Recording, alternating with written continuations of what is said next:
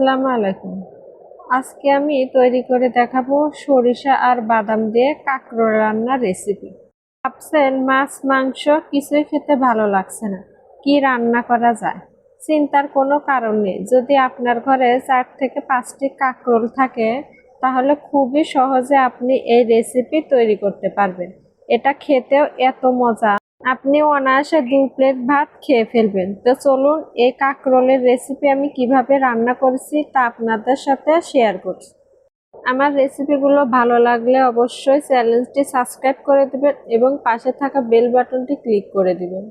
আর আপনারা যারা Facebook page থেকে দেখছেন অবশ্যই পেজটি follow, like, comment and share করে দিবেন।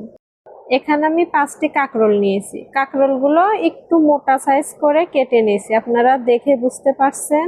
কাঁকরোলগুলো আমি পরিষ্কার করে ধুয়েও নিয়েছি। তারপরে এখানে দিয়ে দিচ্ছি স্বাদ মতো লবণ, মরিচের গুঁড়া দিয়ে দিচ্ছি হাফ চা চামচের কম হলুদের গুঁড়া আর হাফ চা চামচের কম ধনিয়ার গুঁড়া।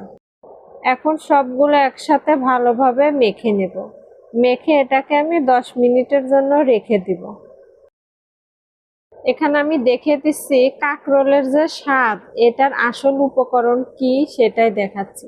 এখানে আমি 2 চামচ নিয়েছি সরিষা, 4টে কাঁচামরিচ, আর এখানে আমি কাঠবাদাম আর কাজু বাদাম মিলে 12টি নিয়েছি। এখন এটা পেস্ট করে নেব।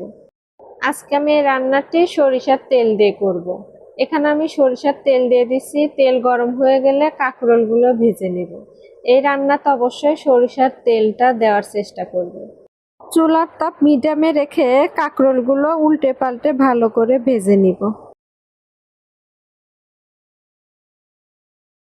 কাঁকরোলগুলো ভাজা হয়ে গেছে, আমি এগুলো এখন উঠিয়ে রাখবো। বাকিগুলো আমি এভাবে ভেজে নিব। কাঁকরোলগুলো ভাজা হয়ে গেলে একই তেলে এখন আমি দিয়ে দিচ্ছি পেঁয়াজ কুচি। এখানে আমি 1 কাপ পেঁয়াজ কুচি দিয়ে দিচ্ছি।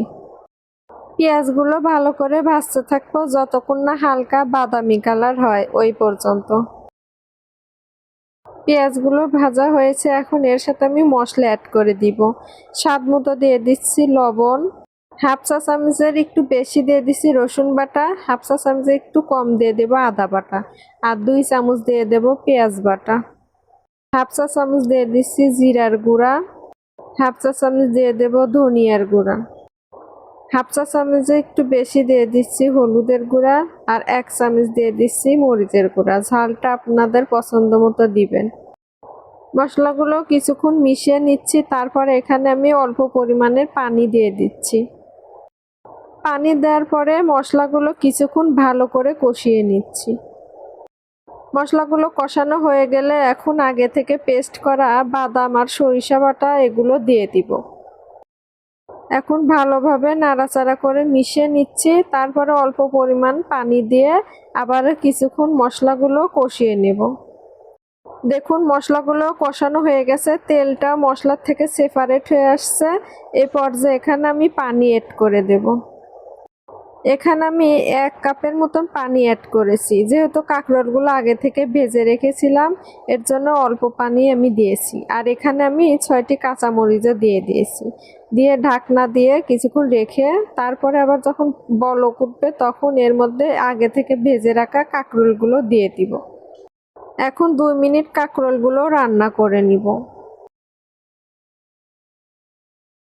2 মিনিট পরে আগে থেকে আমি পেঁয়াজের বেরেস্তা করে রেখেছিলাম সেটাই দিয়ে দিচ্ছি, আর দিয়ে দিচ্ছি কিছু ধনিয়া পাতা কুচি। সবশেষে দিয়ে দিচ্ছি হাফ চা চামচ ভাজা জিরার গুঁড়া।